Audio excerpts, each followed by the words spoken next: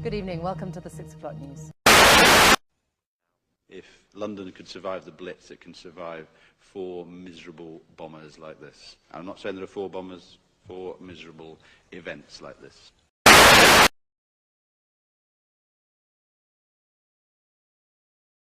With this recording, you know, it's nothing to do with conspiracy and that. You know, it's actual factual. So, you know, you don't even have to focus on, you know, conspiracy stuff to do with New World Order and all that stuff. Just focus on, you know, like forensic science and that. A lot of these videos you've got in a minute for starters, right? And then we've got a lot of other stuff in it as well, man. So, you know, just listen through the video and make your mind up from that. It's got stuff starting with ISIS and what doesn't make sense about them. Bin Laden, Al Qaeda, all of that, you know, 9/11 and 7/7. I mean, when you watch this, your mind will be blown as much as mine was. So, listen in. Of these videos are staged. They say ISIS has the world believing one thing when something entirely different may have happened. Our Valerie Castro live with that part of the story. And Val, some of the video analysis is happening right here in Colorado. Jim, CU Denver is home to the National Center for Media Forensics. Researchers here are analyzing those videos for authenticity and trying to learn more about the people who made them. The haunting image of a journalist kneeling at the hands of an ISIS terrorist is disturbing at least. At most, it gives us some insight into how sophisticated the group is. We can see the microphones that are used in the stand-up. Jeff Smith is an expert at analyzing media. He's the associate director of the CU Denver National Center of Forensic Media. He says the video can tell us several things. It exemplifies skilled planning and a premeditated nature to carrying out this message to America. It can also tell us something surprising about what are said to be the beheadings of journalists James Foley and Steve Sotloff. What's most interesting is that the actual beheading that takes place in the videos, in both of them, are staged. However, the bodies shown later on in the video are real. Smith says the production value is of high quality. There was likely a director and the use of several cameras and editing equipment. I've not seen a video made by terrorists of this quality, but I don't think that our government has either. Analyzing these videos might provide clues about other captives. Can we somehow put together... So I was watching the footage released by mainstream media, in which 2 alleged Japanese hostages are being held captive by an ISIS member known as Jihad John, and it immediately struck me as a bogus video filmed in a studio, not only because of the very fake-looking ambient lighting, which looks nowhere near natural sunlight, but also because of a crucial detail that entirely gives away a lame studio production: the shadows. If you pay close attention to the shadows around the neck of the 2 alleged hostages, you will notice that they are being cast in 2 complete opposite directions, whereas Jihad John's shadow is being cast behind him, what definitely suggests 3 different light sources in the scene. Unless this footage was filmed in Tatooine or some other alien planet, this is not a real outdoor ambient lighting. Not to mention that Jihad John's squeaky clean burqa, impeccably ironed, and without a speck of dust, looks as if it had just coming out from the laundry, and for a British white guy, fully covered in black, and boiling in the desert sun, there's not a single sign of sweat on his burqa or on the hostages for that matter. Not a single drop of sweat in their faces either. They are simply not sweating at all, considering that this footage is supposed to have been shot in the desert, and the whole life-threatening nature of the scene. What gives?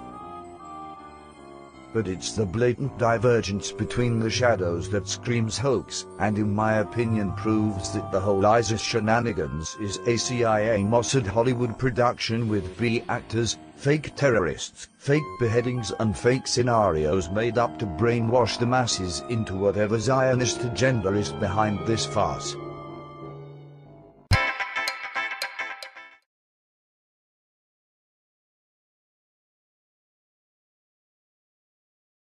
Abu Bakr al-Baghdadi, so-called caliph, the head of ISIL Islamic State in Iraq and the Levant, is not only an agent of Mossad. The Israeli named Simon Elliott, or Elliot Shimon, published site American Veterans Today a report in which he said that the leader of the Daesh, Abu Bakr al-Baghdadi, is not only an agent of Mossad. The Israeli named Simon Elliott, or Elliot Shimon, was trained to head the organization Daesh in order to spread chaos in the Arab countries neighboring Israel. The report published by the site, the Abu Bakr al-Baghdadi, was born to Jewish parents and picked up Israeli intelligence services to get highly trained to spy, and then being planted in one of the Arab countries to assess the organization Daesh, which was published chaos throughout the Arab world and the demolition of states, which increases the chances of Israel's control over the Middle East region. Site remarks made by Edward Snowden America, who leaked details of spyware for the National Security Agency of America last month to a newspaper. He claimed Snowden to organize Daesh, not only the product of an American plan. Israeli and British aims to collect a majority of the world's mujahideen extremists within one organization, to spread chaos in the Middle East and the destruction of nations, which gives Israel and the Western world a greater opportunity to control the wealth of the region. Another source corroborates this statement, the site EG Press. With photo support, an Iranian media discovers the true identity of the Emir Daesh, a trained Zionist agent. Iranian intelligence discovered the true and full identity of the Emir Daesh, which is known under the name Abu Bakr al-Baghdadi. His real name is Elliot Shimon. Its role in Mossad's secret agent in the Zionist espionage. His false name Ibrahim ibn Awad ibn Ibrahim al-Badri al-Ridoi Hosseini. The plan: get into the military and civilian heart of the countries that are declared as a threat to Israel in order to destroy, to facilitate thereafter the takeover by the Zionist state on the entire area of the Middle East in order to establish Greater Israel.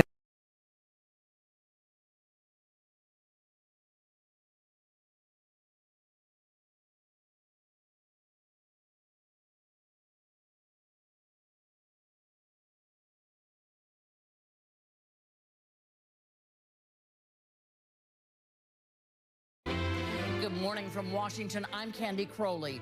4 more Iraqi towns have fallen to ISIS, an Islamist militia that is plowing its way through Iraq on the way to Baghdad. This, as the initial group of U.S. military advisors is expected to arrive soon in Iraq. Joining me now, Senator Rand Paul, Republican from Kentucky. A rare treat to find you in town, so thanks for being here. Good morning. Looking at the situation in Iraq as it is now, what would President Paul do? I think we have to understand first how we got here, and then we have to decide as a country where we're going. I think there's chaos in the Middle East, and I think the chaos is because we've created a vacuum. Before the Iraq War, I think there was somewhat of a standoff between Sunni and Shiite, had been for maybe 1,000 years off and on.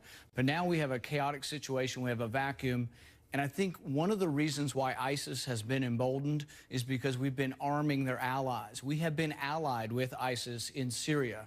Is because we've been arming their allies. We have been allied with ISIS in Syria. They have had a safe haven because we have been arming the rebels to keep Assad away from them, and now they go back and forth. So I think our intervention in Syria has led precisely to what's going on in Iraq. It may have, Senator, but when one's sitting in the Oval Office, you have to think, what do we do now? So would President Paul at this moment send U.S. advisors and say, go and see what we can do to help the Iraqi army? Would a President Paul say, I might do airstrikes? I think the first thing you'd have to do is follow the Constitution. The Constitution says that Congress decides. The President doesn't have the unilateral authority to begin war. But do you think it's a good idea? Well, here's what I would say is this is an incredibly important point. Right. The Reagan doctrine for how we go to war is that you should have a consensus of the people. You should have a consensus of the people. So there needs to be a full-throated debate in Congress, and Congress has to decide. Militarily, we could go back in. You know, the surge worked. Obviously, we have the military might and power, but the country as a whole has to decide, Do we want to send 100,000 troops in, or are we willing to have 4,500 young Americans die to save a city like Mosul that the Shiites won't even save, that they've fled? But the country as a whole has to decide, do we want to send 100,000 troops in, or are we willing to have 4,500 young Americans die to save a city like Mosul that the Shiites won't even save, that they've fled? You know, George Carlin said it best. He said, you have the illusion of choice in America. Your real choice, he said, is Pepsi and Coke. You don't get to make a choice about whether we all go to war. If this was the democracy, when George Bush wanted to invade Iraq, he would have come to the people of the United States and said, America, you know, we feel like there still may be, you know, chemical or nuclear weapons in Iraq, and America would have said, we'll go to war, yes, but if you're wrong, someone's got to pay the price for all this. Or, we don't believe you, Mr. Bush.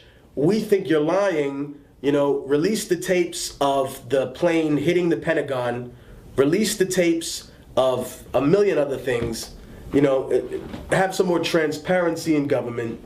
And then, you know, we'll see if we allow you to put our men and women in harm. Because realistically, we found out that Iraq had no weapons of mass destruction, and that really we were looking for a regime change. And that's not something that I think Americans were willing to sacrifice their sons and daughters for in terms of this war. We thought we were in imminent threat after 9/11, and that's why we did it. Used to carry out attacks that can kill Americans, including here in our homeland. So do you believe that the ISIS is a national security threat to the United States? Well, do you know where the safe haven is? The safe haven's in Syria. So those who have been, let me finish. Because the thing is that they would not be empowered in Iraq if we were not providing safe haven in Syria by arming their allies. So should we go to Syria? I mean, the thing is, we kind of are where we are. No, so well, we are where we are because we are where we are because we armed the Syrian rebels. We have been fighting alongside Al-Qaeda, fighting alongside ISIS. ISIS is now emboldened and in 2 countries.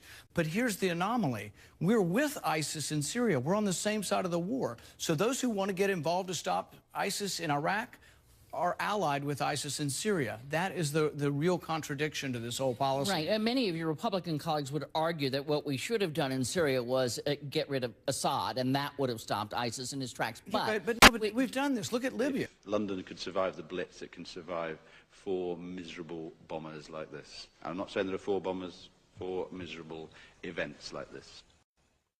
If London could survive the Blitz, it can survive 4 miserable bombers like this. I'm not saying there are 4 bombers, 4 miserable events like this.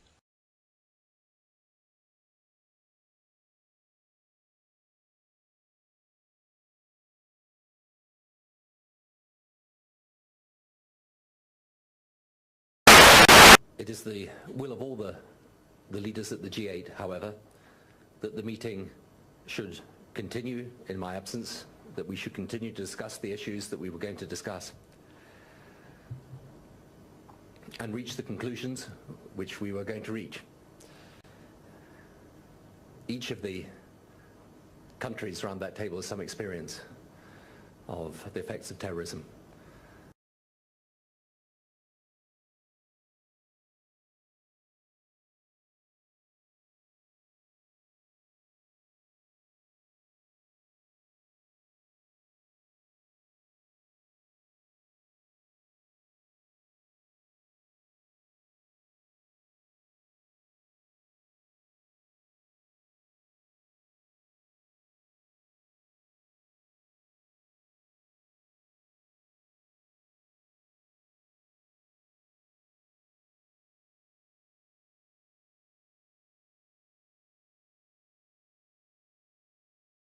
And all the leaders, as they will indicate a little bit later,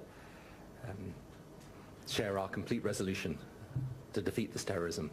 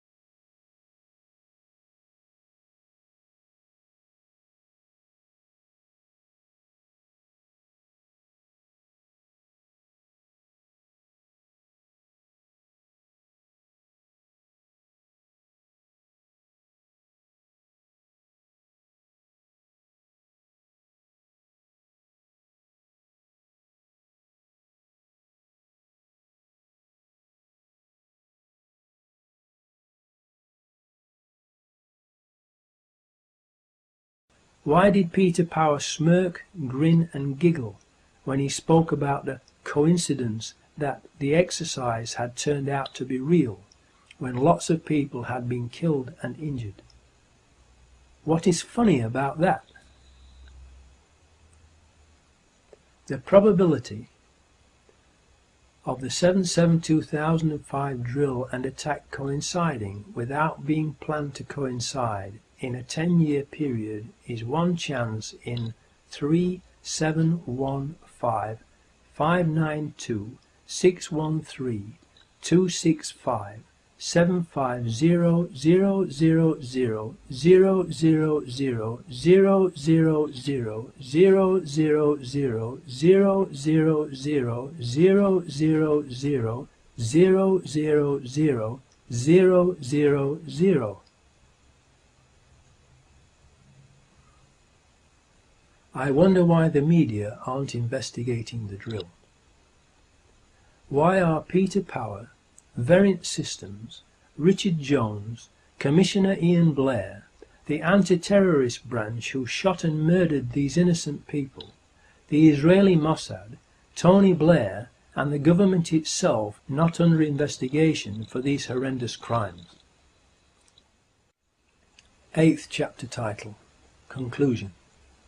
The times of the trains and tube trains on that day have been carefully checked.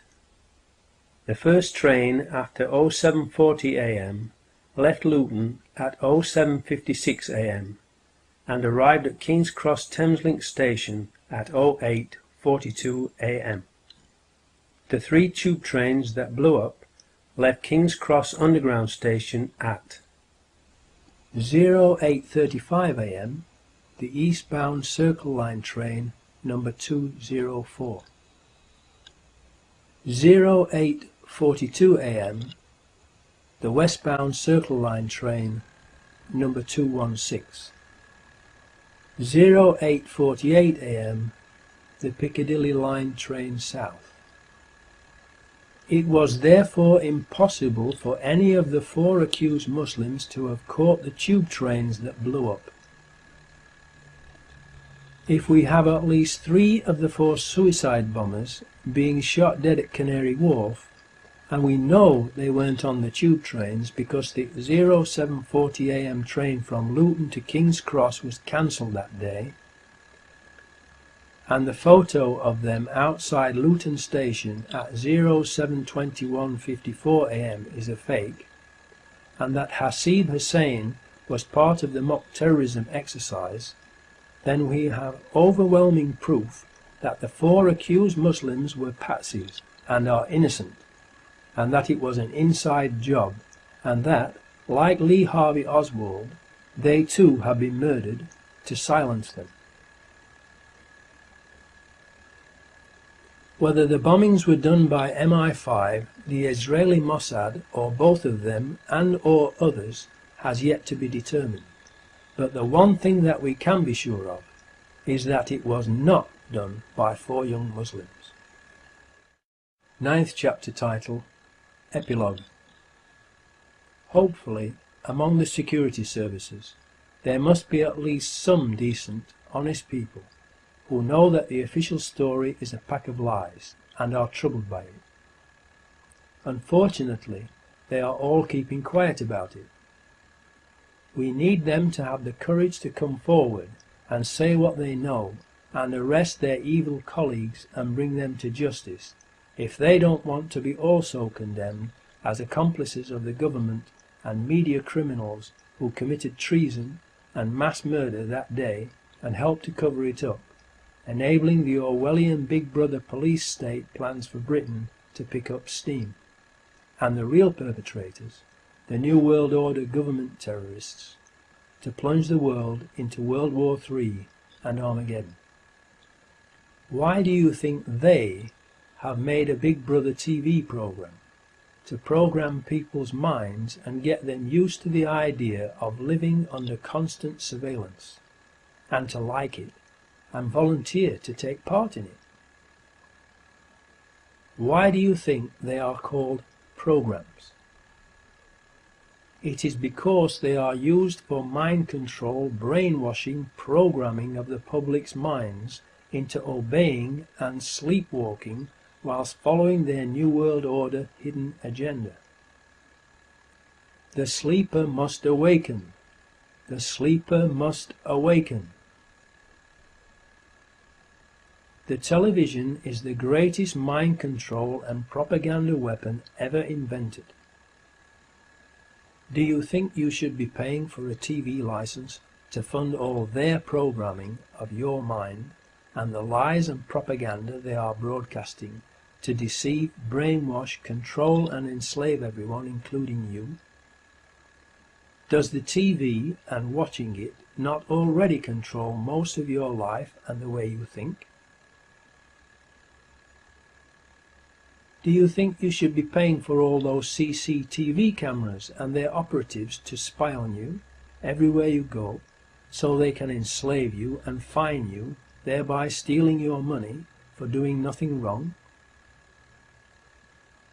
Especially when they use your own money from those fines and taxes to pay for even more CCTV cameras, so you have even less privacy and freedom. And then they claim that the cameras do not work when there is a real crime being committed by the people who control the cameras. Don't you realize that in paying fines and taxes you are actually paying for the chains they are using to enslave you with? Wake up, look and see the reality that you are actually paying for them to turn you into their slave. The government is continually and illegally passing new legislation to restrict your freedom and obtain more and more information about you to control you, and yet they themselves are becoming more and more secretive and out of control. They have turned the relationship between the people and government into the opposite of what it should be. It should be public servants serving the people, not the people serving public government masters or, more accurately, dictators. Please, for your own sakes, make copies of this film for everyone you know and for the media outlets in your area, to wake them up and let everyone know the truth, so that the public will give the decent, honest people in the security services their support and encouragement to tell the truth and arrest their evil.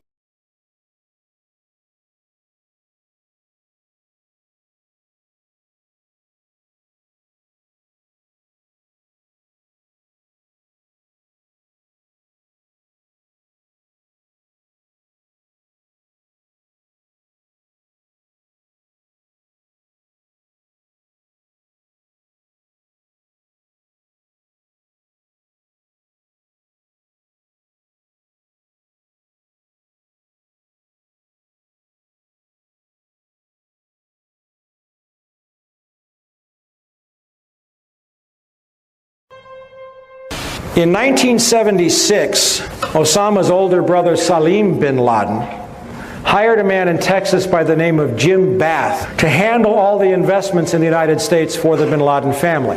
Jim Bath also happens to be a personal, almost lifelong friend and former Air National Guard pilot with George W. Bush. The connections between the Bushes and the bin Ladens become much more clear when George Herbert Walker Bush made trips to Saudi Arabia in 1998 and 2000 to meet with the bin Laden family on behalf of a company called the Carlyle Group.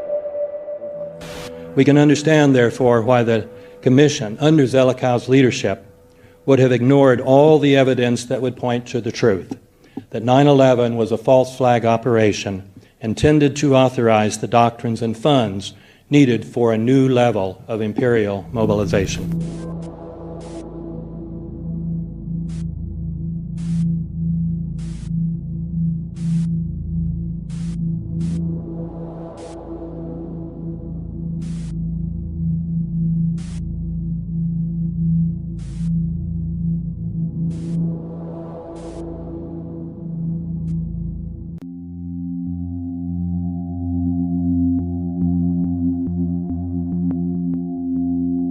My awakening began with a simple question. It occurred as I watched a familiar clip of President Bush on the morning of 9/11. I didn't realize it then, but this question was about to change my life.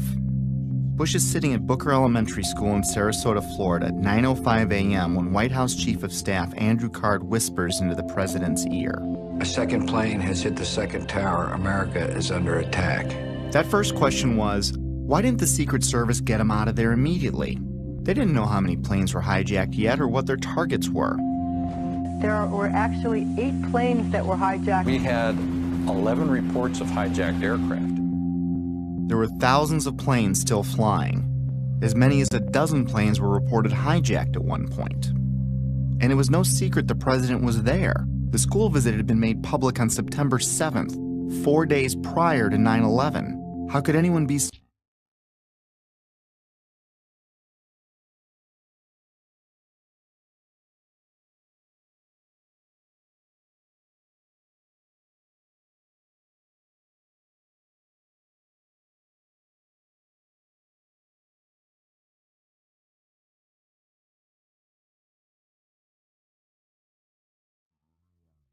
Second attack, I guess, is the one that's captured on news film, because he's in the middle of a photo opportunity reading to these, or listening to these children read My Pet Goat in the elementary school class in Sarasota, Florida.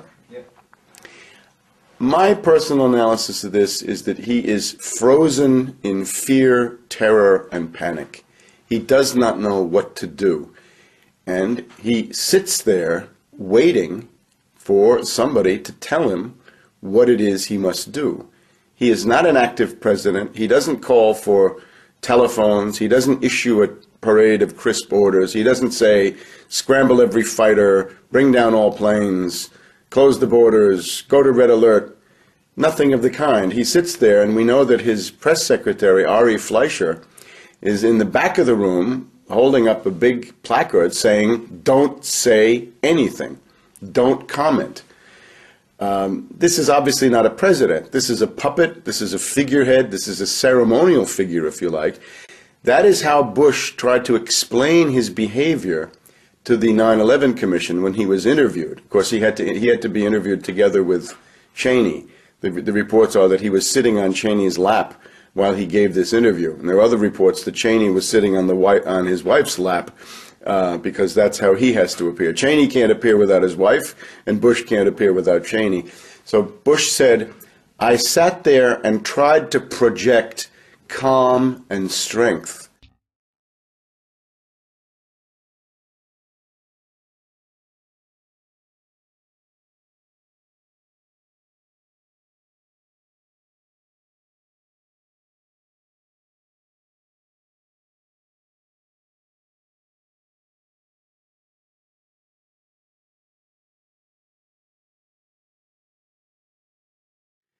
Now, this is an absurdity that is verging on pandemonium of insanity. He simply doesn't know what to do. He's got to be told what to do. There's the other dimension, is that as you read, for example, in my book, I devote a whole chapter to Bush's behavior and movements on this day, because I consider it to be of critical importance. A Secret Service agent, hearing the news of either the first or the second plane hitting the buildings in Manhattan, said, we're out of here. That was standard operating procedure. The standard operating procedure is if a major terror event is in progress, the president has to be taken to a secure location. We know, for example, Cheney, obviously considered much more important, was literally picked up and carried from his office in the White House down into the bunker in the sub basement, where he would probably be safe from a direct airplane impact, maybe. But in the case of Bush, despite the fact that one Secret Service agent says we're out of here, they don't move him. He stays there. Somehow that impulse is overridden. The standard operating procedure is abandoned, and Bush is essentially left there as a sitting duck. I don't believe reports of conspiracy theorists who say, well, they let him stay there because they were all in on it. They all knew everything that was happening. The invisible government, the coup faction or putsch faction behind 9/11 is in the federal government, but they don't issue engraved invitations to their terrorist actions. They confront somebody like Bush with a fait accompli, and we'll get into that perhaps in a second. But they left him there as a very inviting target. There's good research by Daniel Hopsiker that there had been something resembling an assassination attempt against Bush in the morning. A camera crew showed up at Bush's hotel in Longboat Key in Florida on the morning of 9/11 at 6 or 7 o'clock in the morning. And they said, we're here to do an interview. The Secret Service allegedly said, we don't know anything about that interview, go away. The guess might be that it might be a Maqsood operation. In other words, Maqsood was a leader of the Northern Alliance in Afghanistan. He had been assassinated several days before by a camera crew of suicide bombers who came in, and instead of having a camera, as we do here, I hope, they had an exploding bomb that killed all of them, but killed Maqsood as well. I would ascribe that to the CIA rather than to anybody else, because they didn't want a nationalist like Maqsood running the Northern Alliance. He would have been too difficult to handle. He was somebody who had stood up to the Soviets. He wouldn't hesitate to stand up to the punks from the CIA and the U.S. forces. So assassination attempt in the morning, hung out to dry, essentially left there, security stripped in the morning. Then Air Force One takes off. No fighter escorts are there. And there's also a tremendous reluctance on the part of the pilot of Air Force One to tell the Air Force where he's going. The reports are that a couple of fighter jets finally appear, but they're simply told, follow Air Force One, we're not telling you where we're going. Doesn't really indicate too much trust in the military. Indicates rather that the people in Air Force One knew that they were in the midst of a military coup, and that Bush might become expendable at any point in the day. And then above all, the centerpiece of 9/11, I think the single most important piece of evidence in the entire day, the incoming threat given to the Secret Service, Angel is next, meaning we will destroy Air Force One. And it doesn't just come with Angel is next, it then comes with a train of cosmic level code words, top secret code words, indicating that behind that threat is a network that has access to the most important secrets of a whole range of executive departments, presumably CIA, National Security Agency, Pentagon, FBI, Justice, Treasury even, the whole array. And that's a threat. The idea is, what they're saying to Bush is, you've got to go on television and start saying, Bin Laden, Bin Laden, Bin Laden, Al-Qaeda, Al-Qaeda, Al-Qaeda, and you will remain in office. If you don't, you may be liquidated at any time. You may not see the end of this day. I think to some degree, what's most interesting about 9/11 are the things that almost happened but didn't. What happened, of course, was a terrific tragedy, but the things that might have happened were even worse. The other thing the invisible government wanted Bush to do, this coup faction, if you will, was to get on the phone with Putin and tell him, we are seizing Afghanistan now, and we're going to set up bases in your soft underbelly in the former Soviet republics of Central Asia, Uzbekistan, Kyrgyzia for starters, after that perhaps Turkmenistan, Kazakhstan, and the rest. That is a very dangerous move. That might have been responded to by Putin with his own threats. He might have said no. So the invisible government had to have the possibility of nuclear escalation, and they did. They had it in two ways that we know of. One is that in the Angel is Next phone call, they had code words that seemed to indicate that they had access to the nuclear launch codes, that they were able to somehow access the so-called football, the collection, the briefcases that are filled with these codes that accompany the president but are also kept in other places for use in case of all-out nuclear war. So the perpetrators of 9/11, the coup faction inside the U.S. government, have these codes. They can launch nuclear war that way. There's another way they could have launched it through an exercise called Global Guardian.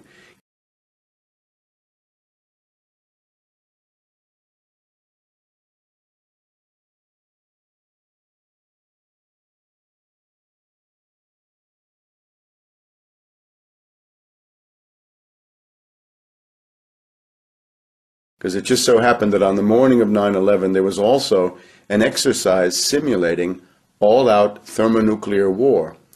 And part of that exercise appears to have been an attempt, as a part of the drill, as a part of the simulation, for a rogue faction to gain access to command and control systems that would give them the ability to launch missiles. Essentially, it's an ultimatum telling Bush that the only way you can remain in office is if you begin to preach the war of civilizations and act in the way that we are demanding. There's also reports through the Réseau Voltaire in particular that Tony Blair was on the phone actively with Bush, telling him, "You've got to go on television and say Al-Qaeda, bin Laden." And of course, for that, there was absolutely no proof. There was no scrap of proof in the world that bin Laden, Al-Qaeda, had anything to do with this. And indeed, the FBI has admitted that in going into Afghanistan, they never found anything, not one line, not one scrap. So we've never made the case or argued the case that somehow Osama bin Laden was directly involved in 9/11. That evidence has never been forthcoming. That would have anything to do with the events of 9/11. So I think the scratching the surface on 9/11, what is revealed is a horror that is much greater than even the one that we saw. So sure, hijackers weren't already on the way, yet there he lingered, even after two more flights were confirmed hijacked, Flight 77 and Flight 93, the Pentagon and Shanksville planes respectively. Somewhere I saw a story claiming the president's camp didn't want to scare the kids at the school, and that's why he stayed, which I found hard to believe. Well-trained professionals are going to risk the balance of power in the world to spare the feelings of a few kids who routinely practice fire drills anyway? Well, I guess the answer was yes, because Bush stayed until 9:34 a.m., a full 29 minutes after it was known we were under attack. Think about that. That would have been 29 grueling minutes for everyone, especially those assigned to protect the president, wondering if some hijackers gotten ambitious, maybe changed their plans in the last few days after the school visit was made public. I guess someone high up in the president's camp must have known or thought they were safe. I mean, what else could it be? But how could anyone have known that? It had me thinking, but it wasn't a huge deal.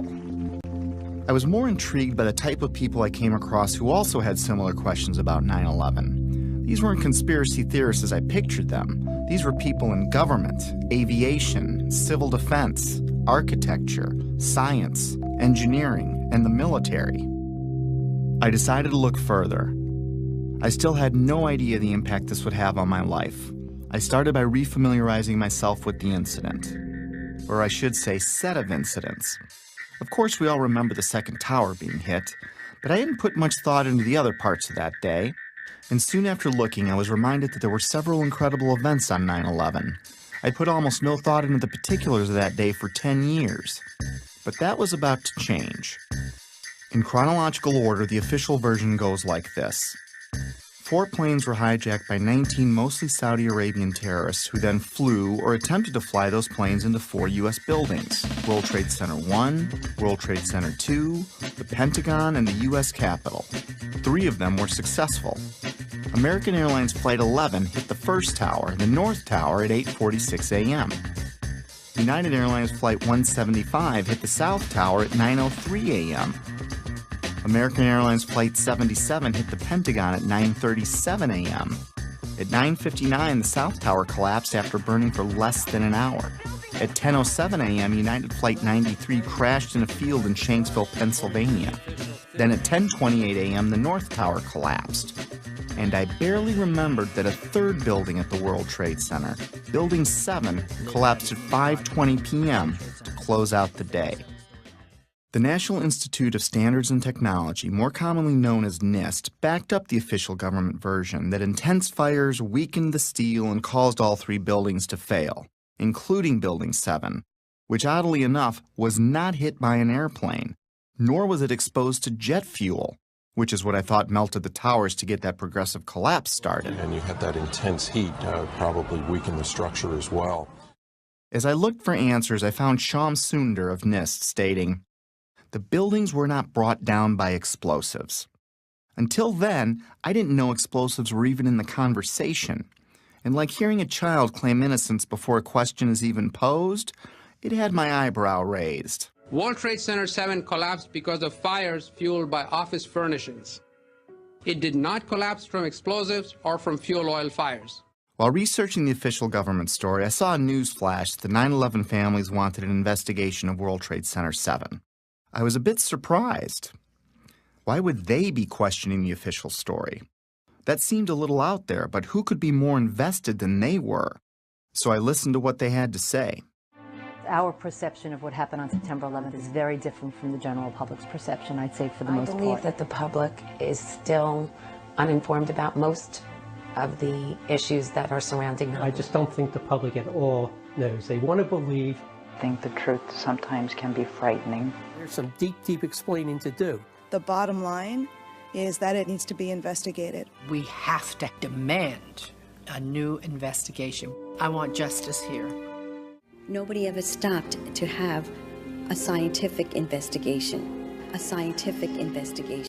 Here are some basic facts. World Trade Center 7, which was located in downtown New York City, is sometimes called the Salomon Brothers Building, but is most commonly referred to as Building 7. With construction beginning in 1984, it benefited from many modern advancements in building technology. It was a 47-story, steel-framed, fireproof skyscraper standing 550 feet tall.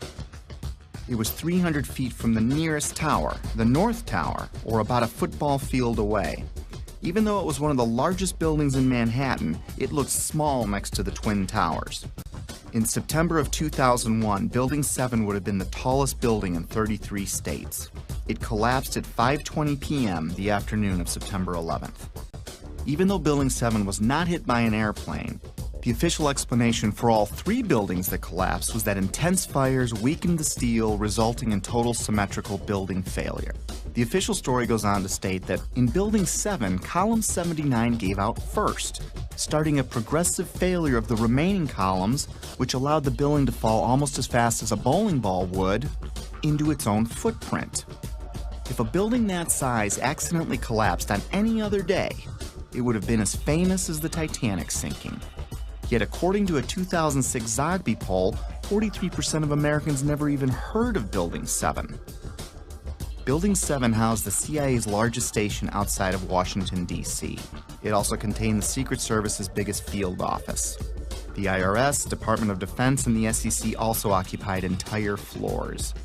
The mayor's emergency management bunker was located in the building, but ironically, it wasn't used that day.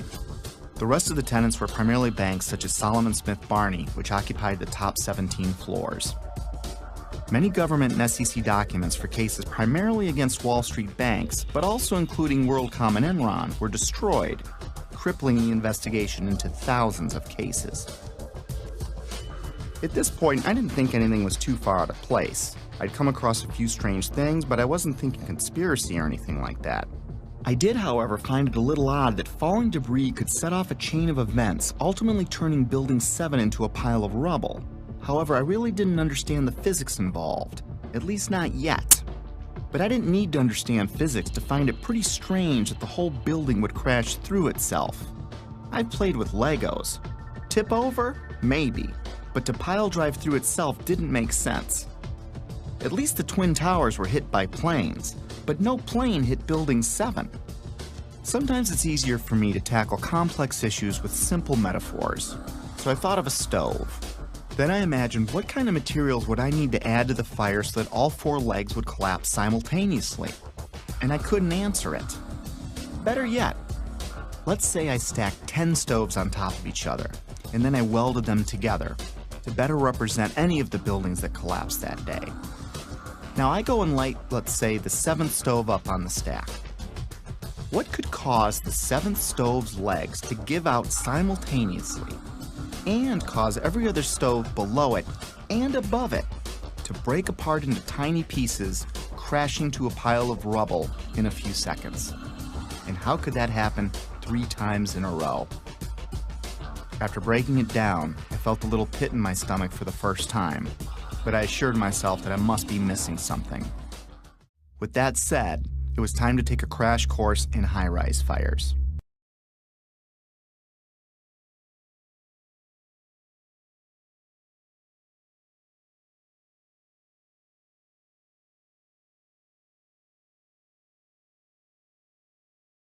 It seems that high-rise fires are more common than I thought. I found hundreds of them. According to a 2011 report by the National Fire Protection Association, there are an average of 110 fires each year in buildings over 13 stories tall. According to the report, between 2005 and 2009, there were 550 high-rise fires. Of course, there are many more all throughout history, but let's talk about some of the more startling ones. Sao Paulo, Brazil, the Joelma building, 1974. Sparked by an electrical fire, the residential building burned twice as long as the Twin Towers, yet it stood. The underlying structure wasn't even weakened. In fact, it's still in use today. The MGM Grand, which is now Bally's in Las Vegas, Nevada, caught fire in 1980, killing 85 people. It's had a few facelifts and ownership changes, but the structure underneath was never compromised. It's still in use today. Los Angeles, California, 1988. What was then called the First Interstate Bank building burned for 3.5 hours. No structural failure at all.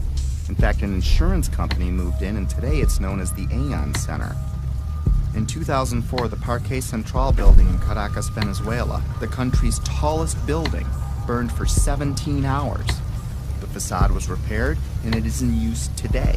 Philadelphia, Pennsylvania, One Meridian Plaza, 1991, burned for 18 hours. It stood. Beijing, China, the Mandarin Oriental Hotel, burned for 6 hours in 2009. It stood.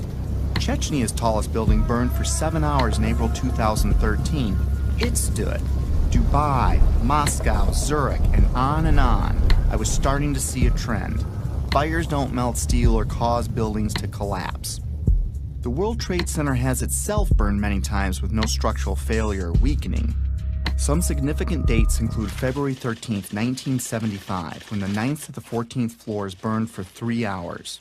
No damage or weakening of the structure was recorded.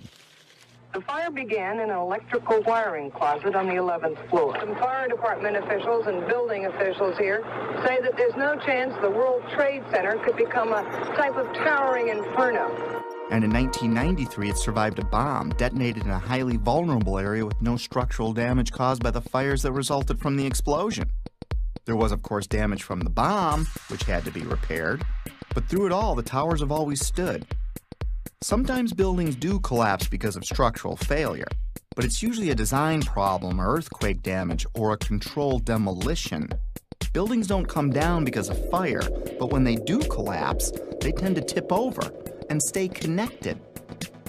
After reviewing hundreds of fires, I could find only 3 occurrences of fire bringing down a steel-framed high-rise in all of history, and all 3 were on 9/11. High-rise buildings simply do not collapse due to fire. Collapse of World Trade Center 7 was primarily due to fire. But there's a problem. Office and open-air jet fuel fires cannot melt steel. A lot of things in these kind of buildings have to be fire resistant by nature. It's required by code. So there really isn't a whole lot of fuel in there to begin with. The National Institute of Standards and Technology said that the maximum air temperatures was about 1,800 degrees or 1,000 degrees colder than what's needed to melt steel. And it takes a blast furnace with air blowing with blowers to try to get steel to melt. So if you have a flame at 750 degrees, you can hold that flame under a steel beam forever, and you'll never reach a high enough temperature to bend steel, let alone melt it. This would have us to believe that these was a typical office fire, scattered office fires, if you will, that brought this building down. Since the mid-60s, I've tried to follow high-rise fires, and I'm not aware of any high-rise building that have come down as a result of fires. And seeing black smoke come out the windows, that means that the fires were oxygen starved. Kerosene would have burned off very quickly. What wasn't destroyed in the initial fireball would have been consumed fairly rapidly and would have only really served as an ignition for the rest of the material. None of which would have been, in my experience as a fire protection engineer, hot enough to sufficiently soften the steel or damage the steel to result and a total collapse of the building. Well, we're told that the planes hit the buildings and there was an explosion and a fire, and about an hour and a half later, in the case of the North Tower, the buildings collapsed due to structural weakening due to the fires. Fires in high-rises have never brought down a steel frame high-rise building at all, ever. The bottom line is this. Steel-framed high-rises don't collapse, especially into their own footprint, because of fire. This is why builders and architects have loved steel for 100 years. A fire typically can't compromise the steel structure. Of course, 9/11 was not a typical day with typical fires. Jet fuel was involved. But the kerosene, or the jet fuel, just can't explain it. Set aside for a minute that only 2 of the buildings were subjected to kerosene. Now think of a kerosene lamp or a kerosene heater. In the history of kerosene lamps, I have never heard of one being melted because the fires were too hot. In fact, the World Trade Center fires were starved of oxygen and therefore heat. You can see it in the black smoke coming from the towers. Yet molten iron was found in the rubble of all 3 buildings. Something else had to provide the heat and energy needed to liquefy, melt, or even microscopically bend the steel in any of those 3 buildings. And unless you work for NIST, scientists agree that neither jet fuel, nor the furnishings inside those buildings could have heated the steel enough to melt it. I was starting to realize that something else must have been involved in the collapse of at least Building 7, if not all 3. Okay, maybe airplanes weakened the structure of the Twin Towers, which we'll be looking into more deeply later. For now, believe it or not, planes have hit many buildings throughout history and none fell. Of course, none were hit with planes as large as the ones on 9/11, but that still leaves Building 7. I couldn't explain it. Can you tell me that if I throw a flaming chunk of metal off of one building, I can make the building next to it collapse in on itself a few hours later? Why do demolition companies even exist if you can just light a few random fires and wait for an implosion? Maybe the steel structure in Building 7 was so badly damaged from falling debris that the entire structure was compromised. It still can't explain the symmetrical collapse, but I looked anyway. Other buildings that have suffered severe structural damage by natural disaster or bombs didn't disintegrate into rubble piles. They stayed together in some way. Even the buildings in the Trade Center complex that suffered worse damage than Building 7 didn't collapse in on themselves. This uneasy feeling was growing, but there was much more to understand about Building 7's collapse, especially before I started jumping to conclusions in my own head. I needed to hear from some experts. It just didn't add up, the way the whole thing sort of pile drove itself into the ground and all at near free fall speed. Collapses straight down into its own footprint at free fall speed. This is uncanny. There's 40,000 tons of structural steel designed to resist this collapse. This building had 40,000 tons of structural steel in its structural system, and that is intended to keep it from going anywhere. The animation sequence from the National Institute of Standards and Technology for their model, their mathematical model of the collapse of Building Number 7. And they have the inside members, that one column gave way, which they claim resulted in the collapse of all the surrounding members, and then this precipitated a global collapse. This would just not be physically possible for a gravitational collapse. According to NIST, the failure occurred at column 79 on level 12. This means basically they're talking about a single columnar collapse or failure that resulted in a total collapse of the building. That just does not make any sense. Regardless of the engineering, the logic tells you that if you have a single failure at some random point in the building, that the entire building is not going to collapse. Buildings don't break that way. The story that just a few columns can cause a synchronized global collapse, an implosion, is, well, that's just nonsense. The exterior columns on the outside as well as on the inside at the bottom would have to be severed almost at the same time. The building would want to topple over. It would want to bend over that weakened area and topple over sideways. What we saw the structures came straight down upon itself. It cannot happen that when you have asymmetric damage, you will get a perfectly symmetrical collapse. At free fall speed. That's impossible. That's a violation of the fundamental law of physics that says that for every action, there's an equal and opposite reaction. If you took a billiard ball and dropped at the height of the Twin Towers, and you just merely stopped it and started at every floor in free fall, it would take over 1.5 minutes to reach the ground. The buildings were down in 10 seconds. Buildings just don't behave like that. If floors fall, they tend to fall and are braced by the floor directly beneath it. And there's some delay there. And then the next floor falls with 2 floors, and there's some more delay. The buildings actually accelerated as they came down, meaning they were not getting resistance from these massive columns in the center of the core of this building. And when it's all finished, the outside walls from the lower floors are piled one on top of the other right in the middle of the building. So it's fiction to say that a building as modern as World Trade Center 7 comes down with no resistance. Doesn't add up. The official explanation was dead wrong. Just not possible. Not possible. Just doesn't make sense. It's not how it works. It can't happen. Never before in history. It just can't happen. Well, that's just nonsense. And that cannot happen. Couldn't happen. It's fiction. There's definitely much more going on than just fire. This was a controlled event. The symmetry is the smoking gun. In short, the evidence is clear. We are witnessing not the collapse of a building. Could the hijackers have wired the buildings? Maybe the government didn't want us to know how really lax their security was, and that's why they covered up this fact. Maybe it was pre-wired for some reason, but that made no sense. If it was a controlled demolition, it would explain how much of these buildings were reduced to ash. It would explain why the towers fell after burning for only an hour or so. It would explain why they imploded instead of tearing apart. It would explain why they all fell at close to free fall speed. It sure looked like a controlled demolition, in retrospect. And what we find down there is pools of molten iron. What does that mean? Several tons. Exactly. What is that doing there? The first responders see it. The structural engineers see it. It's documented by FEMA, the melting of steel. Normal office fires is what's supposed to have brought these buildings down, along with jet plane impacts. But jet fuel and office fires don't produce molten iron or molten steel. It doesn't begin to melt until 3,000 degrees. At one point, I think there were about 2,800 degrees. See the stuff he's pulling out? Yeah. It's red hot. 8 weeks later, we still got fires burning. The concept of molten iron is very important here. In order to get molten iron, you have to reach unbelievable heat levels.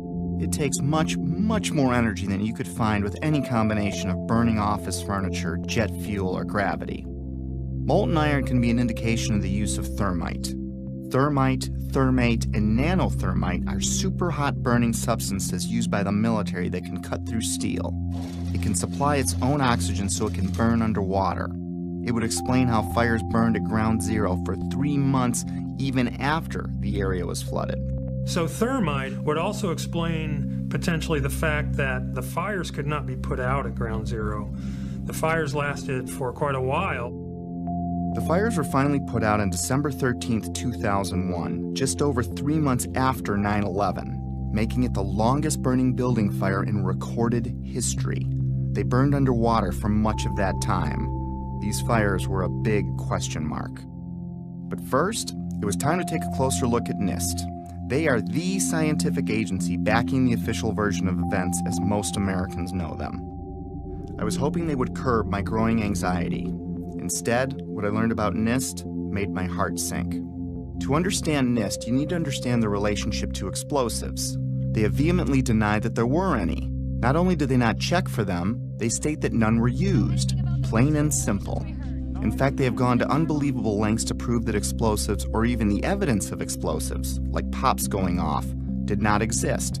Some people might call it incompetence. Others might call it selling your soul. NIST concedes that they found no evidence for explosives. So then we asked them, well, did you look? And they said, no, we did not look for explosives or residues of explosives. So the preconceived notion of NIST is that there's no evidence for explosives, and so there's no point in looking. that is the most unscientific thing that you can possibly think of, not to look because you don't expect to find evidence, and in fact the evidence is overwhelming. NIST computed what they claimed would be the minimum loudness of an explosion that could sever column 79 with a single blast. Then they claimed no observers detected explosions as loud as their predictions. This size blast would have produced an incredibly loud sound that was not recorded on videos of the collapse nor reported by witnesses. On the basis of this artificial threshold of interest, they swept aside all evidence of actual explosions and concluded that no explosives contributed to the destruction of the building. We did not find any evidence that explosives were used in the collapse. Is that a secondary explosion? Yes, it was. That was the... Yeah, definitely a secondary explosion. Secondary explosions, sometimes described as pops or booms, are mini detonations apart from the primary explosion of the plane impacts. These types of explosions are routine in a controlled demolition. They were heard in all 3 buildings long before any collapsed. Like, it sounded like gunfire, you know, bang, bang, bang, bang, bang, and then all of a sudden, 3 big explosions. That sound was not picked up by any of the videos or witnesses that we have talked to. You heard explosions, like boom. We just heard one more explosion. That's about the 4th one we've heard. CNN is now reporting that there was a 3rd explosion at the World Trade Center. Equally unempirical is the treatment by NIST and Popular Mechanics of reports of explosions before and during the collapses. Both documents pretend that there were no explosions. Secondary explosion. We've got numerous people covered with dust from the secondary explosion. Okay, you get the point. Why was NIST denying these explosions? Why are they a big deal? Well, those explosions are a strong sign of a controlled demolition, but they're not proof positive of one. If it was a controlled demolition, there would be other signs like misfired explosives and particles in the dust. So their preferred method of dealing with this problem was to ignore or even deny the reports. John Gross, one of the chief authors of the NIST report, was captured on film while he was making a public presentation, saying that he knew of absolutely no eyewitness who has said there was a pool of molten steel. I'm curious about the pool of molten steel that was found in the bottom of the towers. First of all, let's go back to your basic premise that there was a pool of molten steel. I know of absolutely nobody, no eyewitness who said so. Get down below and you see molten steel running down the channel rails, like you're in a foundry. Like it was lava from a volcano. The fires got very intense down there and it actually melted beams where it was molten steel that was being dug out. Underground, it was still so hot that molten metal dripped down the sides of the wall from Building 6. The premise that there was a pool of molten steel.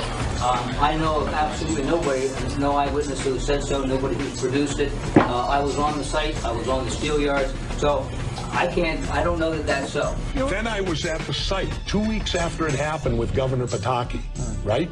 And they had to cease digging that day. You know why? They were finding pockets of molten liquid metal. In an office fire, you cannot generate enough heat to melt steel. And yet we have evidence of molten iron in the microspheres, in the rubble pile, and the metal pouring out of the side of the tower. About 7 minutes before its final destruction, almost an hour after the plane hit, molten metal was seen coming out of the northeast corner near the 80th floor. What was going on here? These guys at NIST are the official version. Office and jet fuel fires can reach about 1,600 degrees under ideal conditions, but NIST said that the fires burned at 1,800 degrees, which they claim was just enough to weaken and bend the steel, which led to complete failure of each building's infrastructure. But that still leaves us more than 1,000 degrees short of molten metal, which was found all over Ground Zero.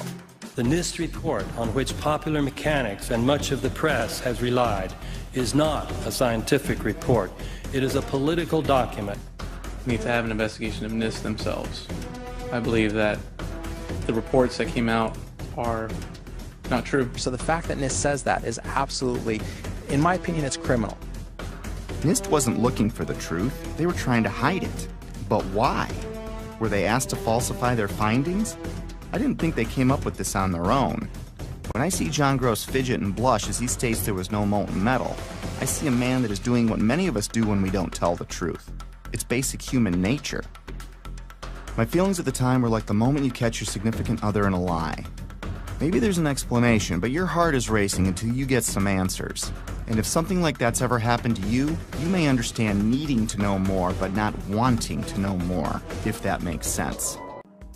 Most skyscrapers are built on steel or concrete frames, which is a grid of columns and beams that goes all the way through the building. The World Trade Center was different. It was what engineers call a tube structure. It was a very, very strong mesh of steel. There's a large central rectangle in each of the towers that contained 47 columns, and these columns basically were the primary structural support of the building. These 47, 48 columns are essentially the superstructure of a battleship. They're essentially a suspension bridge. There's no way that burning kerosene can ever affect these in the least, if only because of the radiator effect. The minuscule possibility that fire somehow brought all three buildings down was gone. My only hope was that airplanes could have destabilized the buildings somehow. It didn't explain Building 7, but I was trying to give the official version every possible chance to be right. Let's look at the best documented impact that day. At 9:03 a.m., United Flight 175 hit the South Tower. The majority of the jet fuel burned off in the initial explosion, but maybe there was an explanation for the collapse in the plane impacts themselves. The first interview I came across was of Frank DeMartini, the construction manager of the World Trade Center. The building was designed to have a fully loaded 707 crash into it. That was the largest plane at the time. The building probably could sustain multiple impacts of jetliners because this structure is like the mosquito netting on your screen door. The jet plane is just a pencil puncturing that screen netting. It really does nothing to the screen netting. But the largest aircraft flying today, at least commercially, the 747, fully loaded, is on the order of 300 tons. So if you think about a 300-ton element crashing into a building that's been designed to carry 13,000 tons, you can see that an aircraft crashing into the World Trade Center would probably not do anything. We designed the buildings to take the impact of the Boeing 707 hitting the building at any location. But the plane had already hit. And what I noticed was the lights were still on in the lobby. That led me to believe that the plane never got to the core columns because the feeds for all these transformers feeding all the light and power in the towers were adjacent to the core columns. Those aircraft and those fires could not cause those buildings to come down in that way. The idea that airplanes could have destabilized the buildings never made much sense to me. The Twin Towers were like a solid iron rod coming out of the ground, supported by another steel building surrounding it. Let's use another metaphor to clarify what I mean. Let's assume a stop sign is like one of the towers. The post is the core and the thin shield of the sign is the Trade Center's outer mesh. If you shot a bullet through the stop sign, the bullet would go through the outer shell and the inner steel core that holds it up. Is the structure weakened after the event? Is it possible for the sign to implode in on itself, partially turning to dust? Does it matter if it was a flaming bullet that exploded on impact? Could the sign ever collapse in on itself? The plane impact still can't explain the near free-fall speed of all three collapses, but I had to look. So if it wasn't fire and it wasn't airplanes, then it wasn't natural. Maybe I needed to look for things that can make something like this happen. It's my expert opinion. As a demolition expert, I was trained by the best the U.S. government has. I served 3 years on Underwater Demolition Team 12. 2 years I was attached to SEAL Team 1.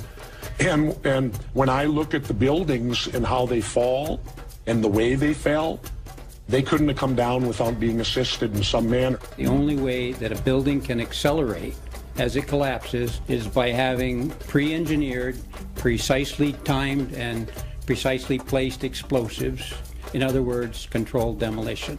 The collapse of the building was caused by controlled demolition. In fact, the evidence shows very strongly that there were explosives used in the way the buildings came down. We started running, floor by floor, instead of popping out. It was like, it was if they had detonated. Yeah, detonated. They were planned to take down a building. Boom, boom, boom, boom, boom, boom, boom. All the way down. Explosives are used to demolish buildings like this in just seconds. Okay, so it's a controlled demolition. What's the problem with that? Let's just think about this. Controlled demolitions cannot be engineered and rigged in a day. It takes months. And therefore, this event must have been planned in advance. Controlled demolition is used to bring unwanted buildings neatly down into their own footprint. It's part science and part art. Through the placement and synchronization of many different types of explosives, demolition companies can control how and when any building falls. Some are brought down or pulled in a plain Jane fashion, and others as a pyrotechnic show for an active audience. There are many more, but let's look at 8 typical signs of controlled demolition. We've already covered a few of them. We know the buildings fell at near free fall speed and the collapses were symmetrical. Anyone can see that with the naked eye. We already established people heard explosions, but it was confusing to me. And of course you're going to hear loud noises as a building collapses. This needed further investigation. By now I was only going to trust my own eyes when it came to researching 9/11. I think it's too important an event to let someone else tell you what to believe about it. There are 118 documented testimonies of explosions heard from firemen and other first responders alone, which took a court order to be released, and that doesn't include the maintenance employees or regular tower workers. After analyzing locations and timestamps, I broke explosions into 3 categories. Impact synchronized booms were explosions seemingly timed with the plane strikes in the seconds before and after the collisions. Pre-collapse pops were explosions heard all over the buildings from the time of the first plane impact until Building 7 fell. The final booms and crackle are the main body of explosives, which are detonated over the span of a few seconds, leading up to and through the collapse. It seems that explosives went off in different parts of the Trade Center when each plane hit. William Rodriguez, a 20-year maintenance employee of the Trade Center who was decorated for saving many people that day, was in the building when the first plane hit. Let's hear what he and a few others had to say about a subterranean explosion coinciding with the first plane hit. It was a huge explosion that came from under my feet, meaning that it came from the sub-levels between B2 and B3. And then there was a huge explosion at the top of the building. You could hear the difference from the bottom and all the way through the top. They were having coffee in the World Trade Center when the first plane struck. And all of a sudden it sounded like, I don't know where the subway is, but it sounded like a subway collision, a bomb. Just get out of the tunnel and it blew. The subway tunnel? Yeah. Yes, I was right there. I was down in the basement, came down, all of a sudden the elevator blew up, smoke. I dragged the guy out, his skin was hanging off, and I dragged him out and I helped him out to the ambulance. What that man is describing sounds like an explosion, not jet fuel dripping down elevator shafts, as stated in the official version. Why did so many people hear an explosion below ground? A collision above might crack or break some windows, but I didn't understand how that could tear up the lobby, especially when you consider the base of the building would have felt the least amount of vibration as the shockwave was absorbed by the 95 floors above it. Remember, these images are from before the second plane strike, meaning these images were recorded between 8:46 and 9:03 a.m. The only thing that had happened so far is a plane impact around the 95th floor of this building.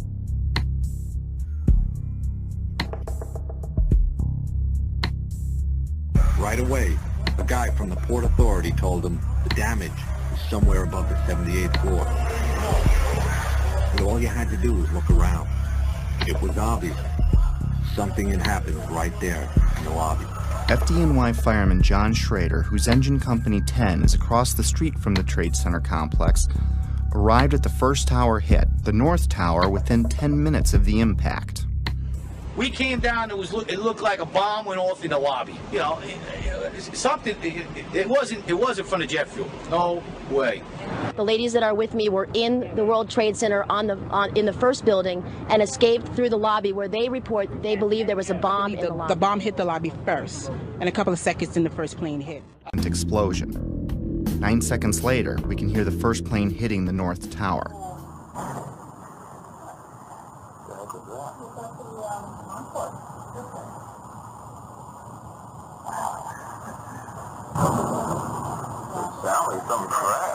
I think a bomb went off in the lobby first, then a plane hit the building, then another plane hit the other building. Let's discuss these pre-collapse pops. From a distance, they sound like pops, but they're actually pretty powerful. Hundreds of secondary explosions were reported at various times prior to the collapse of all 3 buildings. In a controlled demolition, these bangs are shaped charge explosives blowing out beams before a collapse. They can be programmed to go off hours or seconds before an implosion. These were mostly reported as secondary explosions by the first responders and reporters. We've heard reports of secondary explosions after the aircraft impact. Then somebody said that they saw an airliner go into one of those towers. Then, I don't know, an hour later than that, we had that big explosion from much, much lower. I don't know what on earth caused that. Here, hold on. You want to call your mother or something?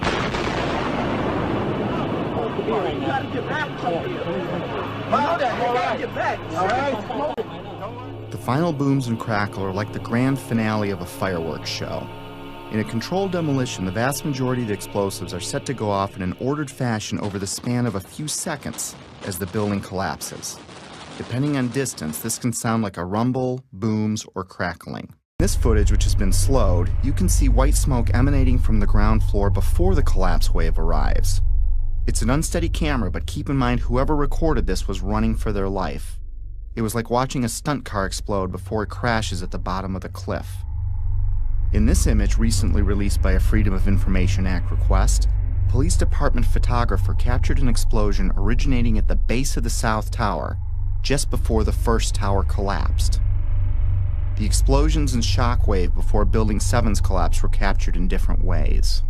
We're watching the building actually because it was on fire. The bottom floors of the building were on fire, and we heard this sound that sounded like a clap of thunder. Turned around, we were shocked to see that the building was, it looked like there was a shock wave ripping through the building and the windows all busted out. In the end, the evidence of explosions was ignored by the organizations behind the official version, like NIST, FEMA, Popular Mechanics, and the 9/11 Commission. My independent search continued. Up next, the kink in the roof. It's not necessary for there to be a kink in the roof of an imploding building, but when it does happen, it's a pretty sure indication of a controlled demolition. The roof can only kink in when the central support columns are blown out first, meaning the destruction of the building is coming from inside it, not outside. This is done by design so the building falls in on itself. The kink in Building 7 is clearly visible to the naked eye. Controlled demolitions are designed to let the top of the building fall through its inner core columns, which is typically the strongest part of any building. Watch the penthouse of Building 7 sink into the floor below it just before the collapse begins. Squibs. Squibs are the 6th indicator on our list. In demolition vernacular, squibs refer to visible blasts from explosive charges. Often they are visible through mistiming or malfunction in some way. Usually they are hidden in the debris cloud. In simple terms, squibs are visual evidence of explosives. Squibs were recorded from the moment of the first plane impact through the collapse of the last tower. For me, they went unnoticed until I looked at the video more closely. These stills captured squibs as the towers collapsed. The official version stated these squibs were compressed air caused by the pancaking floors, which squeezed air to the point of bursting out a window. The seal of the building was already broken when the collapse began. Logically, if it was compressed air, it should have found the path of least resistance through the broken part of the building. It shouldn't have knocked out a window here or a window there, as many as 40 floors below the blast wave. Naysayers tend to say, well, that's just air being blown out the windows. I mean, it doesn't really work to say it's just air pressure. And I estimated these are coming out faster than 100 miles an hour. following clips show multiple squibs popping out, sometimes simultaneously, sometimes dozens of floors away from each other.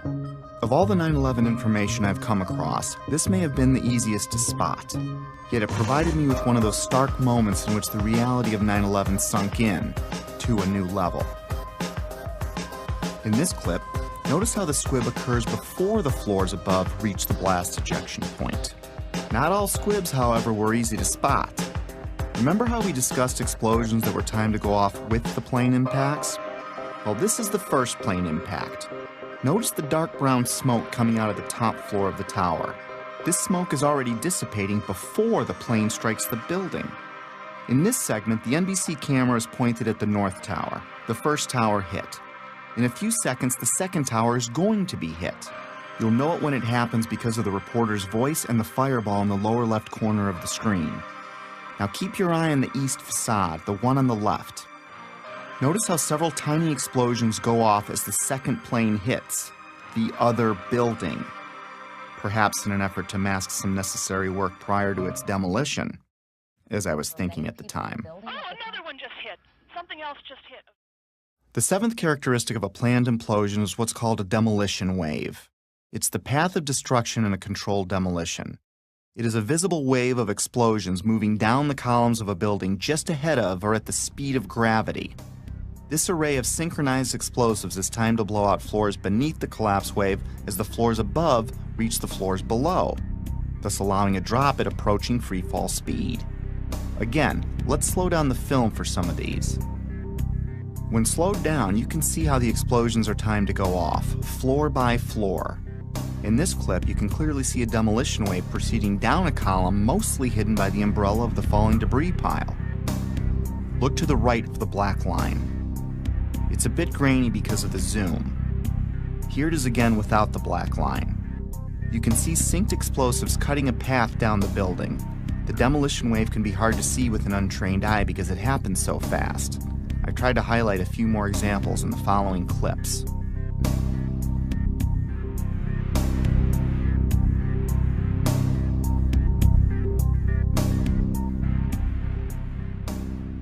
Often buildings being demolished will have a mesh around them to keep projectiles from shooting away. In the case of the Twin Towers, there were thousands of pieces of steel jettisoned out much further than they could have if it were a gravitational collapse. Some pieces were ejected laterally over 600 feet. Some of these pieces weighed several tons. Let's listen to what a few experts had to say on the topic. Window mullions and things went up and out. That kind of stuff can't happen with just pure air pressure of floors getting sandwiched together. Large multi-ton beams were hurled hundreds of yards laterally. Gravity works vertically, not laterally. The fragments which are being, which is coming out of the tower, obviously being kicked out by an explosive action. And here it is trailing white smoke the whole time. It really is indicative of some kind of explosion. I'm no physicist, but if this was a gravitational collapse, there is no way that multi-ton beams can land 2 football fields away. I've lived in high-rises my whole life, and I've dropped things off my balcony, things like shoes and computer monitors. All they do is fall straight down. Even aerodynamic items like plates never ended up across the street. In some of these clips, you can see projectiles actually propelled upward, forming an arc. If this were a gravitational collapse, pieces could not be shot upward. And consider the pieces we see. The small pieces weigh a few pounds and the biggest pieces weigh several tons. In this clip, a multi-ton steel box column had so much lateral force that it pierced the building across the street. To give you an idea of its size, here you can see a construction worker standing at the base of the box column being installed. If I can't chuck a shoe more than 150 feet from the 50th floor of my building, how much force do you need to get a multi-ton steel girder to triple that? I could pretty much rule out a gravitational or progressive collapse with the physical dynamics I'd seen with my own eyes. And I found it ironic that the only part left standing was the base of the building. Even though the whole building landed on it, it was the only part of the building whose columns did not become dismembered. Perhaps that says something about the difficulty in wiring the atrium of the towers. And maybe these columns at the base did what the rest of the building should have done, and that is stay together in some way. Just a personal observation I'd made at the time. Of course I'd been wondering how the hijackers wired the buildings. It was the only thing that still made any sense, even if barely. But I stopped wondering how the hijackers did it when I learned what was found in the Ground Zero dust. Even though the cleanup and removal of the Ground Zero evidence began within hours of the attacks, not all of it was removed. Many different dust samples were analyzed by scientists all over the world, and what they concluded put the final nail in the coffin of the official story for me. We touched on thermite earlier, but we're going to look into it more deeply for reasons you'll soon understand. Thermite is a chemical mixture, usually of metal oxide and aluminum powder, with several variations. It's often used in fireworks, underwater welding, and military weapons. It can also be used to cut steel beams. When thermite is detonated, it leaves traces of itself in the debris, like perfectly round microscopic spheres of iron, and unexploded thermite itself, both of which were found in the Ground Zero dust. The fact that explosive residue was found in the dust didn't surprise me, at least not by now. I already knew in my heart it was a controlled demolition. What rocked me was the type of thermite found. You see, it was a special type of thermite called nanothermite, and it meant that the odds that the hijackers could have done this dropped to near zero. My belief system kept taking more hits, which we'll discuss in a bit. In 3 different samples from 3 independent researchers, the R.J. Lee Company, the USGS, and Dr. Stephen Jones's work. All 3 separately found these microspheres. As much as 6% of the World Trade Center dust consisted of tiny, previously molten iron spheres. You cannot get a perfectly round sphere of metal from the building tearing apart. The only way you can get that is by starting with a molten liquid. Then the hydrostatic pressure will create the perfectly round sphere as it solidifies. So what produced all that molten iron? Well, it has in it the chemical evidence of a special incendiary, which is thermite, a high-tech incendiary used to cut through steel like a hot knife through butter. These spheres have iron, aluminum, fluorine, manganese, very unusual elements associated only with thermite. And there's small chips of unignited thermite as well. In the dust, we found what we characterize as unreacted thermitic material in the shape of some very tiny red-gray chips. We captured the residue after the material had been heated. The red-gray chips, as we ignite them, produce spheres that have iron and aluminum, just like we see in the dust in abundance. And the composition was very, very similar. And that led to the conclusion of the paper, which was, we've got some form of thermite in these red-gray chips. What I can confirm also is that these chips, the red layer is thermitic. It does produce molten iron. I've heard this argument that somehow perhaps someone seeded these samples with nanothermite. There have been some that have argued that these red-gray chips could be paint of some form.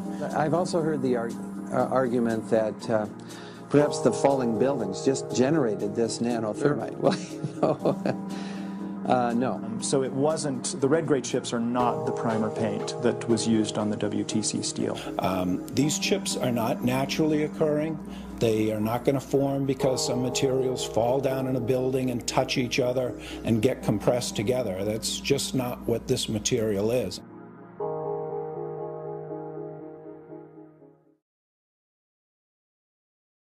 What we have found is a modern version of thermite, which we call nanothermite, which is produced in a different way. It is not just 2 powders being mixed. First of all, the iron oxide grains are uniform and approximately 100 nanometers across. That's very tiny, much smaller than a human hair. The aluminum occurs in plates that are about 40 nanometers across. I have no idea how to make those. I mean, this is a high-tech material, and it's embedded in a carbon-rich matrix with order. These red-gray materials have very orderly sheets containing aluminum. This is a material that is made up of nano-sized particles that are all very uniform, very symmetrical. The aluminum appears in thin platelets about 40 nanometers thick. It is the small size of the particles involved in this material that allow us to characterize it as nanothermite. These really are sophisticated materials and probably only developed in a laboratory. This is very high-tech thermite, nanothermite. It's not found in a cave in Afghanistan. It's produced in very sophisticated Defense Department contracting laboratories. We compared our spike that we got with a spike from known nanothermite, which is produced at a military laboratory. Their measured energy released with known nanothermite was less than these red-gray chips. What we are dealing with, I think, in World Trade Center is modern military material which is unknown to the general public. It takes steel and it creates molten steel. So it takes beams of steel and it turns it into molten steel, and it just everything underneath just sinks into the ground like what you saw. And it is a special U.S. military grade weapon. So the military uses it for a number of different applications. Okay? It is a military grade weapon. It's not something you could make ever. I was pretty astonished at how deep this rabbit hole was getting. No matter what my heart wanted to believe, these buildings were wired to blow, plain and simple. But it wasn't until understanding how nanothermite is made and who has it that I considered, for the first time, that someone other than the hijackers had to be involved. And as scary as it was to consider, it might even be homegrown. These were brought down by controlled demolition, military thermite was used, NIST was being used to sell a lie, and someone wanted us to think that planes had caused this. When I was wired, lots of people had to get past security every day for a while. Remember when I said I lived in high-rises my whole life? Well, I worked in them too. And there is no way you can access buildings like those without the building security knowing. Lots of equipment had to be brought in. Authorization forms would need to be filled out. There would be drilling and pounding and dust in the ventilation ducts. Whoever was coming in would need a plausible reason to be there. They would need access to the elevator shafts. They would be taking incredible risks each day, unless they had permission to access the guts of the building. Anybody who's ever watched a building being demolished on purpose knows that if you're going to do this, you have to get at the under infrastructure of a building and bring it down. The columns could have been set up with explosive devices during the off-hour operations of the building by elevator company personnel. It wouldn't be a problem once you gained access to the elevator shafts. How about an elevator modernization, which we know was going on the 9 months prior to 9/11? There are people who noted that the elevators were locked in turn and that there were guards placed at these locked elevators during the modernization. And in the case of a steel frame building, that means we load them with RDX cutting charges, which are loaded with individual delays, sometimes as many as 2 to 3 different delays on a given floor. I was sick to death of the dust which was appearing on the windowsills. It was dirty grey and very, very noticeable in that week leading up to 9/11. There were workers throughout the World Trade Center that had access to the hoistway, which is immediately adjacent to the core columns and beams in the building. The fact that there were visitors, like engineers of some kind, wandering around the floors, carrying toolboxes and cables and so on. We're talking about several tons of nanothermite and ordinary thermite. One would have to have access through security.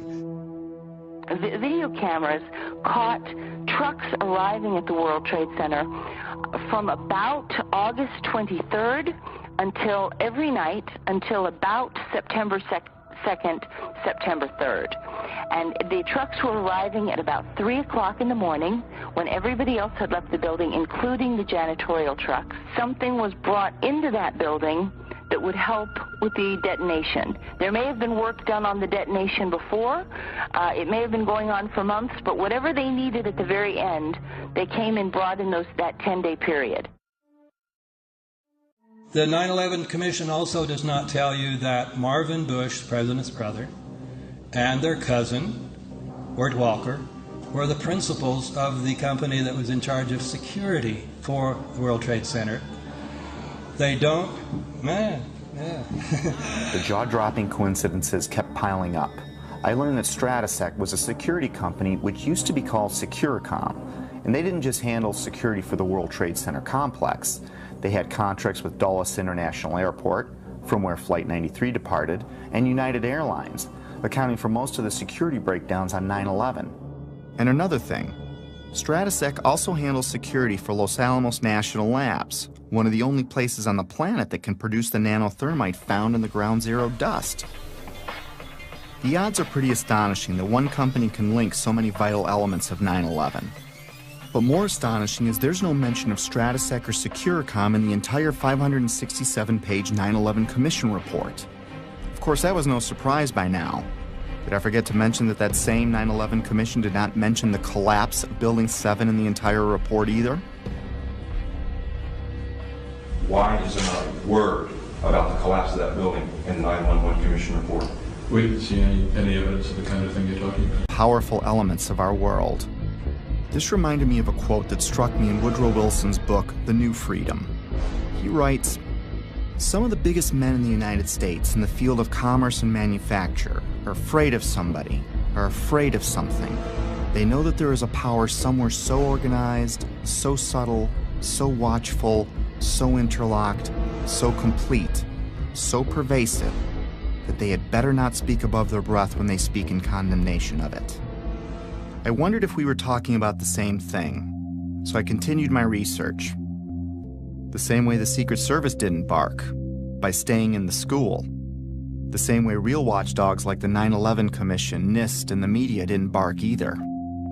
Lots of people, including politicians, the media, and emergency workers on the ground, knew Building 7 was going to come down well ahead of time, as impossible an event as that was. But even then, they said, hey, you know, like, you got to stay behind this line because they're thinking about taking this building down. They're not sure if it's stable or not.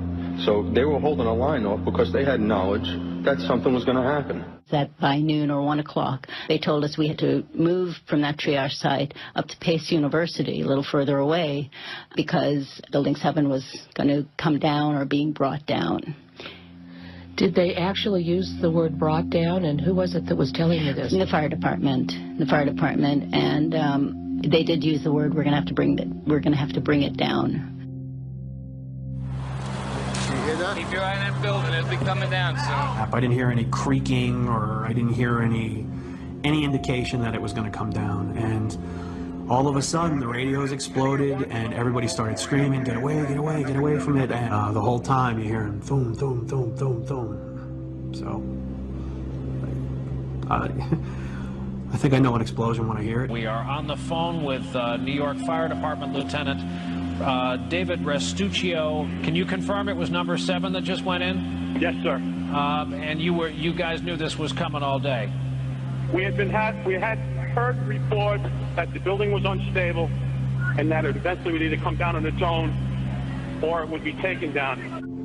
And we were in a building in which we were trapped for about 10-15 minutes. And we set up headquarters at 75 Barclay Street, which was right there with the police commissioner, the fire commissioner, the head of emergency management. And we were operating out of there when we were told that the World Trade Center was going to collapse.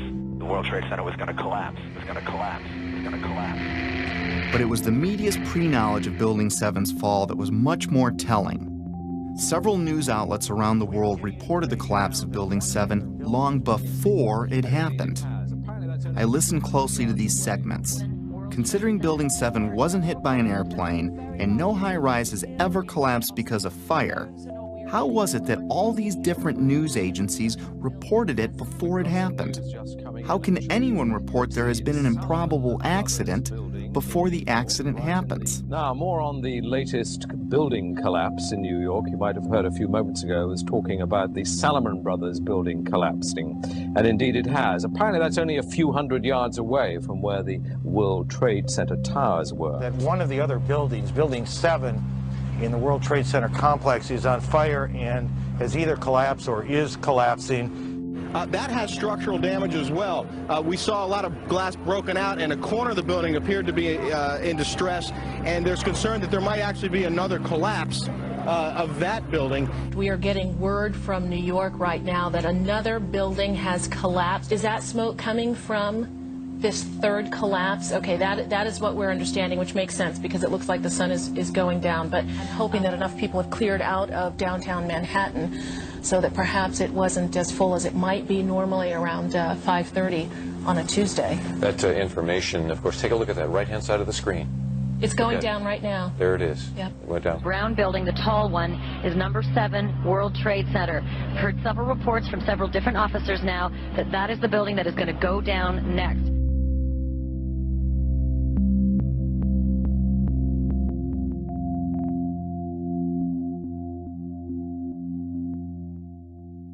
The media has played an important role in shaping the official story, even to this day.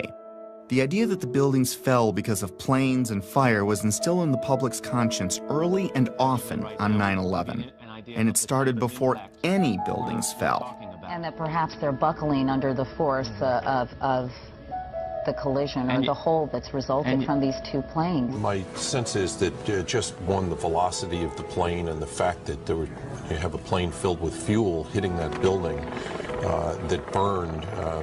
So structural damage, as you had suggested, probably led to this building going down. We are seeing... It was because the building had been weakened during this morning's attacks. And then I witnessed both towers collapse, one first and then the second, mostly due to structural failure because the fire was just too intense. And now we are told that there's a fire there, and that building may collapse as well as you can. Pictures of airplanes flying into buildings, fires burning, huge structures collapsing, have filled us with disbelief. Metaphor time. Let's say your local TV news breaks in with a report of a car accident at the corner of Main and First Avenue because a car blew out a tire, swerved into a tanker truck, and it exploded. Now your office is at that corner, so you go out and look, but everything looks fine. You flip stations and other stations are reporting it too, using different wire services even. As you stare out the window wondering where there's another Main and First Avenue, a car drives into a parked gas truck and it explodes. Have you witnessed a miracle or a staged event? If what I was finding were mistakes in a massive ruse, then the sheer boldness and size of it alone is why I never saw it before. It reminded me of a quote often attributed to Joseph Goebbels, the minister of propaganda for Hitler's Nazi Germany, who stated that, "If you tell a lie big enough and keep repeating it, people will eventually come to believe it." I found a pattern of bullying, intimidation, and belittling of anyone asking valid questions, which did nothing to soften my growing anger, even though I had no idea to where or to whom it was directed. We're not buying it. Okay, you don't have to buy anything. You're American. You want to be a nut, you can be a nut. Anybody who thinks that 9/11 was carried out by the government isn't a truther. They're idiots. I'm merely saying it is wrong, blasphemous, and sinful for you to suggest, imply, or help other people come to the conclusion that the U.S. government killed 3,000 of its own citizens, because it didn't. How big a lunatic do you have to be to watch two giant airliners packed with jet fuel slam into buildings on live TV, igniting a massive inferno that burned for 2 hours, and then think, well, if you believe that was the cause? These people are idiots. They're mentally ill. They should be treated with respect. It's an insult to people who are victims of 9/11 and their families. You know what? It wasn't an inside job. We can see the planes. The planes hit the building. It wasn't a controlled demolition, and the buildings came down. And it just is beyond bizarre. Yeah, and you are a nutcase, Building 7. 9/11 was an inside job. Oh, get a life. Get a life. 9/11 was an inside job. You're like the guys who think that the space aliens kidnapped Elvis or something like that. That's where you are. I didn't think it was an accident that every question is uniformly dismissed. I couldn't find a familiar journalist that seriously entertained these obvious questions that anyone would have. Could I really be onto something that the media couldn't see? Or were they trying to keep me from seeing something they did? Most reasonable people would question the official story after seeing what we've seen. So I switched my focus to independent news sources, outside the mainstream. No, they're not well-funded, slick, or glitzy. Most are just regular people or sincere journalists trying to expose the truth about something in their corner of the world. One such man was Bill Cooper. I found him early in my 9/11 research. At the time, I couldn't explain how he predicted what you're about to hear. Bill Cooper spent his life in the intelligence community. He rose to the Office of Naval Security and Intelligence, serving on the intelligence briefing team for the Commander-in-Chief of the Pacific Fleet. He held several top security clearances. After the military, he developed and operated the largest civilian intelligence agency in the world. The world's largest and most successful civilian intelligence gathering operation in the world, which makes me privy to an awful lot of information that none of you will ever see. In other words, he was very credible. The following clip is from his radio program, The Hour of the Time, which aired on the night of June 28, 2001, 76 days before 9/11 happened. A CNN reporter found Osama bin Laden, took a television camera crew with him, went into Osama bin Laden's hideout, interviewed him and his top leadership, his top lieutenants and colonels and generals in their hideout. This is a CNN reporter with a camera crew. And he came out and told everybody, within 3 weeks, Osama bin Laden is going to attack the United States and Israel. Now, don't you think that's kind of strange, folks? You see, because the largest intelligence apparatus in the world, with the biggest budget in the history of the world, has been looking for Osama bin Laden for years and years and years, and can't find him. And whatever is going to happen that they're going to blame on Osama bin Laden, don't you even believe it. When in hell are all you people going to wake up? All these early news reports were glaring misfires in what seemed to be an otherwise coordinated media campaign. Misfires not unlike the ones meant to coincide with the first plane impact. Little mistakes that my untrained eye never picked up before, but that I was now finding all over, spawning even more questions, and fueling the early stages of what would become my spiritual awakening. As I continued finding evidence leading me away from the official version, it was not surprising the main body of evidence was being removed within hours of the attacks, cleaning up a crime scene with no real investigation. Because what they did immediately after 9/11 was they started removing the steel, the debris from Tower 7 and all the towers immediately. 400 truckloads per day of material were taken away from the World Trade Center site and sent to China for recycling. There were laws violated in the destruction of that evidence. I was starting to believe that things like the immediate cleanup were probably no accident.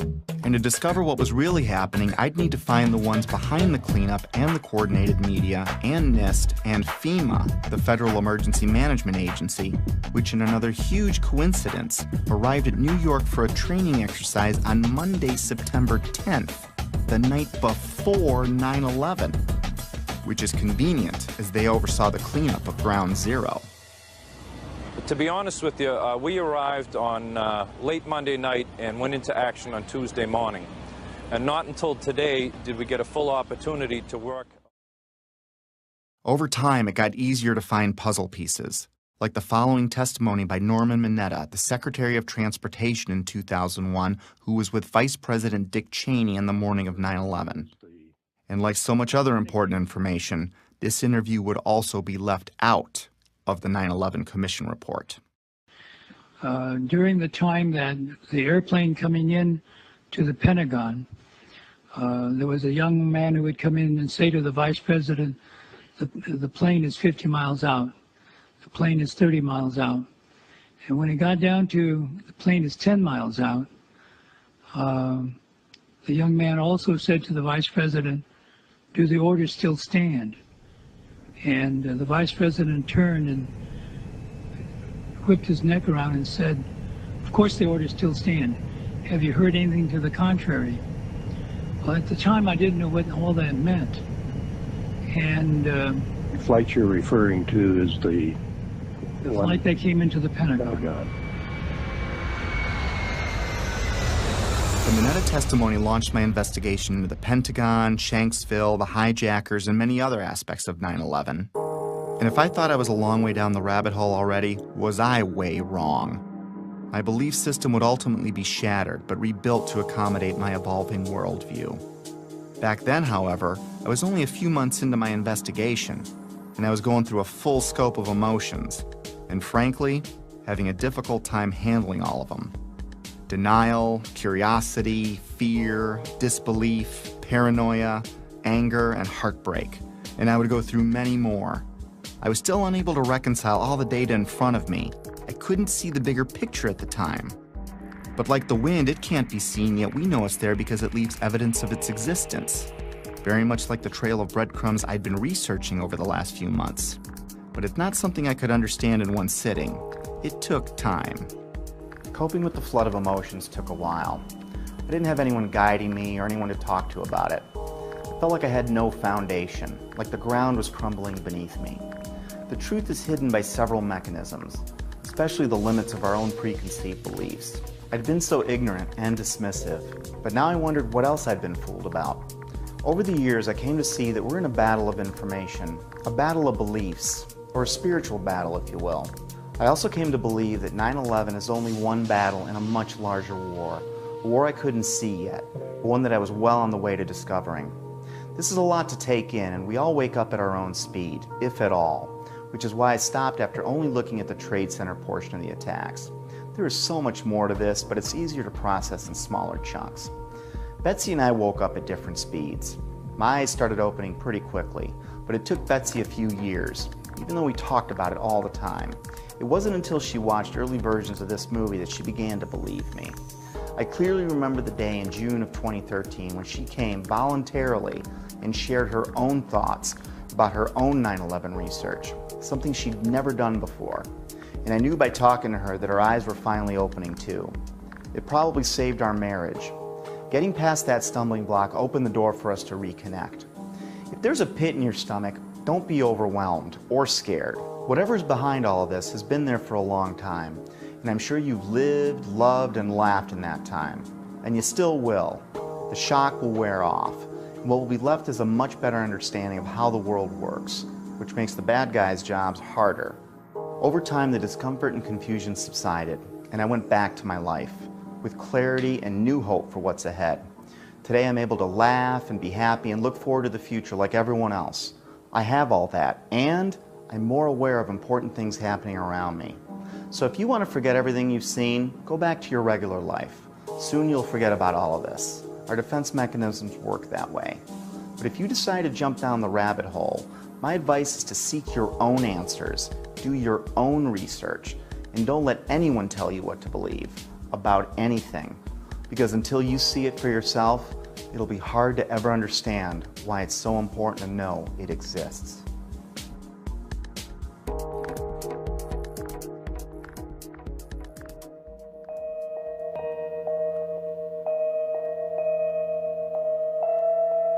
I'm not trying to alter anything, just to